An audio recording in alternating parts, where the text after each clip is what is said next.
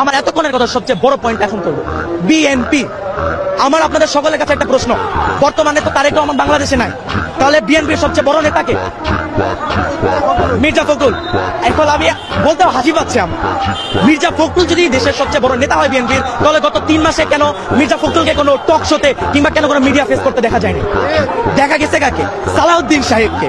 এখন আপনারা যারা পলিটিক্সের ভিতরে আছেন বা থাকেন তারা জানেন গত 10 বছর সালাউদ্দিন সাহেবকে ভারতে বিলাসবহুল ভাবে 3 স্টার প্লাস রিসর্টে রাখা হয়েছে, তাকে সম্পূর্ণ সুযোগ সুবিধা দেওয়া হয়েছে, তাকে সেটিং করা হয়েছে। ভারতীয় দালাল কোথায়? তাই সে হচ্ছে, আমি নিজের মুখে বলবো, আমি জানি না আমি এটা বলার পর আমি বাঁচবো কিনা, আমি আমি আমি আল্লাহর আইনে আল্লাহর জমিনে দাঁড়া বলবো, বিএনপি হচ্ছে ভারতের দালাল, ভারতের দালাল, ভারতের দালাল।